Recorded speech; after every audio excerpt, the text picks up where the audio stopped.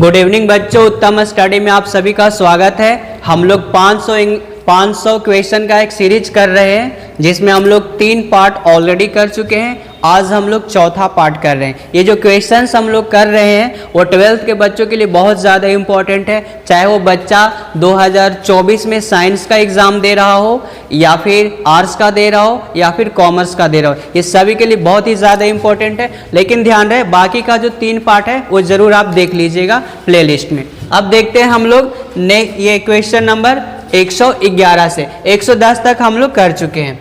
देखते हैं क्या कहा जा रहा है। Choose the correctly spelled word. देखिए आपके एग्जाम में 2 नंबर का फिक्स है कि आना ही आना है, करेक्टली स्पेल्ड वर्ड। आपका स्पेलिंग पे ना थोड़ा कमांड तो होना चाहिए। आपसे पूछा जा रहा है कि इसमें सही स्पेलिंग कौन सा है। बाबू कमिट का हो जाएगा, देख लो स्पेलिंग COMMIT। चलिए अब हम लोग नेक्स्ट क्वेश्चन देखते हैं। 112 में क्या कहा जा रहा है, देखिए choose the correct synonym of quick का सिनोनिम पूछ रहा है बाबू। सिनोनिम्स तो आपको पता ही होगा। आप बताइए सिनोनिम्स इसका क्या होगा। क्विक का मतलब होता है तेजी से या फिर जल्दी से, तो रैपिड हो जाएगा। रैपिड का मतलब तेजी से या फिर जल्दी से। अब देखते हैं क्वेश्चन नंबर 113 में क्या कहा जा रहा है। देखिए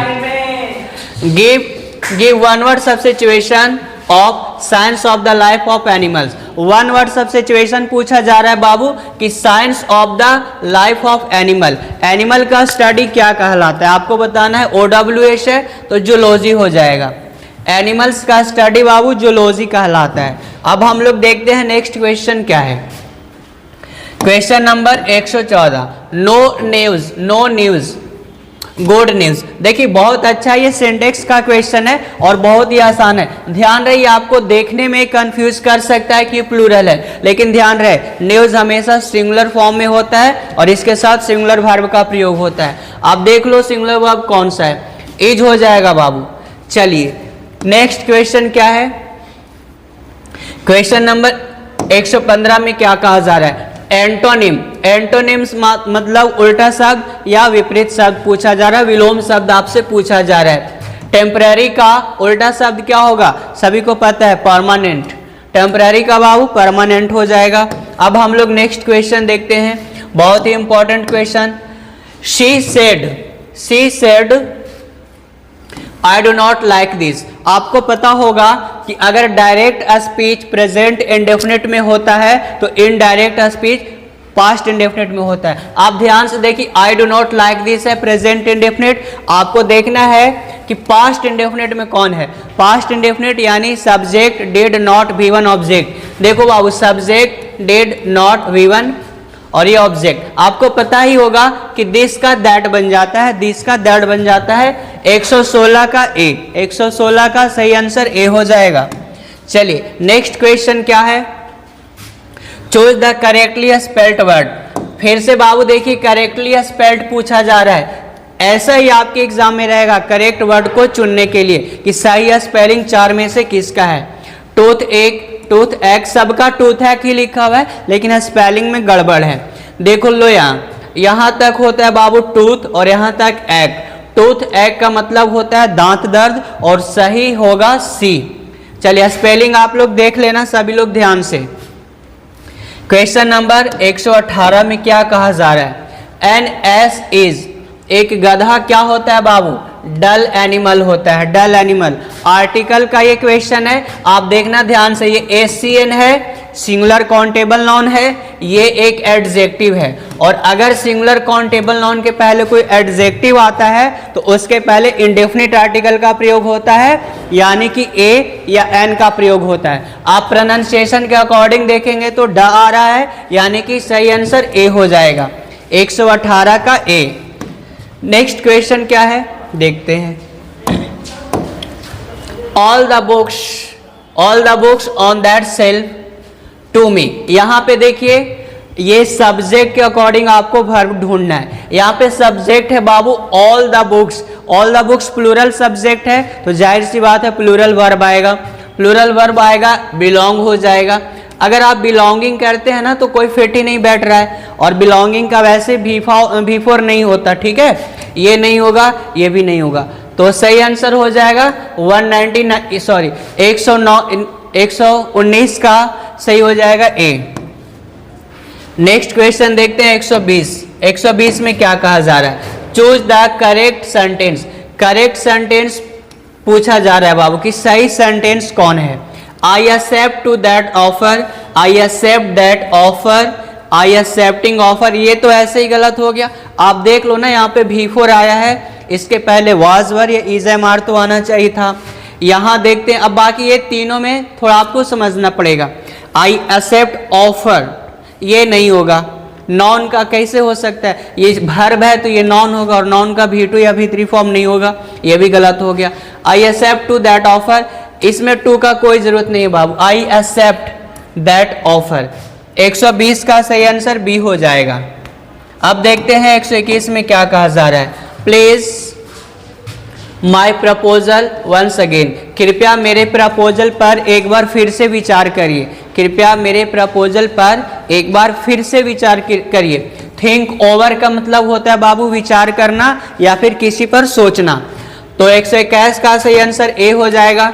अब हम लोग देखते हैं कि 122 में क्या कहा जा रहा है, हे इज सिंपैथेटिक द पुअर, ये फिक्स्ड प्रीपोजिशन का बाबू सिंपैथेटिक के साथ टू हो जाता है, ठीक है। चलिए नेक्स्ट क्वेश्चन देखेंगे 123 में क्या है, हे गो देयर रेगुलरली, रेगुलरली जाता था बाबू, यानी कि पास्ट हैबिट शो करने के लिए हम लोग यूज टू का प्रयोग करते हैं, यूज टू हो जाएगा 123 का। अब देखते हैं नेक्स्ट क्वेश्चन क्या है, हिज वर्क सेटिस्फाइड मी।